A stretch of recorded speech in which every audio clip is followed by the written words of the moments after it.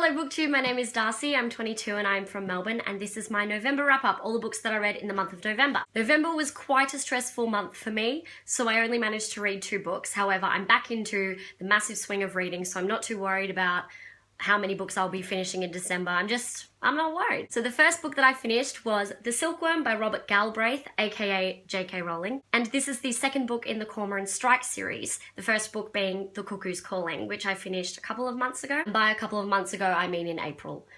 So it was a while. Pretty much these are adult crime novels following Cormoran Strike, who is in his mid-30s and he is a private detective, but he's not kind of what you would think when you think of private detective. Like, all of Joe's characters is kind of an underdog. He has a prosthetic leg and he's not exactly physically fit or stereotypically attractive. So in The Cuckoo's Calling, he gets assigned a temp, and that temp is Robin, who I believe is in her late 20s, maybe early 30s, and she's this lovely woman, strawberry blonde hair, and he originally doesn't really get why he's been assigned her, but through The Cuckoo's Calling, they work really well together as a team, and she shows massive potential to be a good private investigator as well. I enjoyed this just as much as I enjoyed The Cuckoo's Calling. I found the characterization flawless, as Jo is just the queen of characters. She's able to describe them so easily. There is not one single character in any of her books, this one included, that I can't easily visualize. Their mannerisms, the way they look,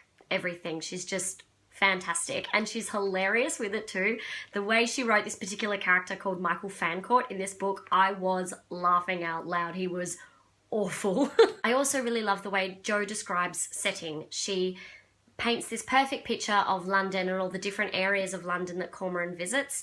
I have never been to London and I found it just absolutely wonderful. So this book is set around 6 months, I'm going to say, after The Cuckoo's Calling, and Cormoran and Robin have had a lot of work to do with rich couples who think that one of their significant others is cheating on them. And then finally, Cormoran gets this woman come in called Leonora, who her husband is a writer, and he has gone missing, and she wants him to suss it out. And she doesn't go to the police because she thinks the police won't believe her.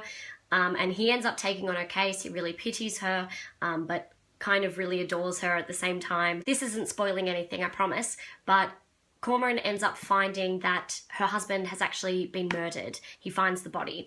And so what was set out to be just a missing persons case is now a murder case, and it's bloody interesting. It's great. The characters were just developed so well throughout this book. I loved seeing Robin and Cormoran's relationship, kind of working relationship, and maybe a little bit more developed further. I found this book not really thrilling, but that was okay. It was just like a slow burn of suspense. I would highly recommend this for people who've never tried crime novels before, because I haven't, and I absolutely loved this, and I'm going to be picking up Career of Evil, which is the third book in this series, hopefully next year. And the second book that I finished in the month of November was Crooked Kingdom by Leigh Bardugo. This is the second book and the final book in the Six of Crows duology.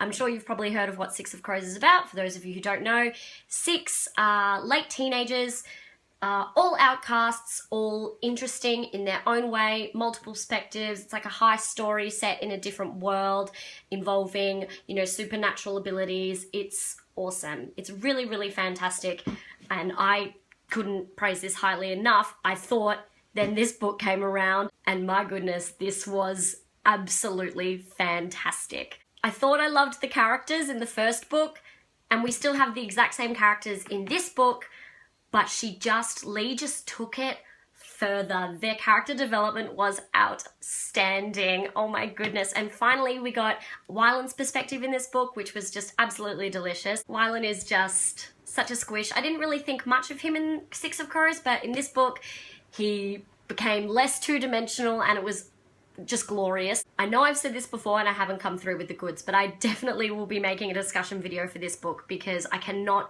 praise it highly enough. There were characters, LGBT, disabilities, going through post-traumatic stress disorder, addiction, people of color, like everything that I want out of a young adult book, it had. Everything that people complain about young adult books not having, this had. Also, I picked up one little Hamilton reference, which was lovely. This was just such a good read, and I found every single one of the characters I learned something from, and it was glorious. It was really, really glorious. I really don't want this duology to be over, but also I was very happy with the ending. Like, I didn't want it to end, but she left me wanting just the right amount of more, if that makes sense. Originally, I kind of had the belief that not everyone would enjoy Six of Crows, and that was okay, but now I will be recommending the duology to anyone and everyone, because I thought, it was so good. I've also seen Fantastic Beasts 3 times in the cinema,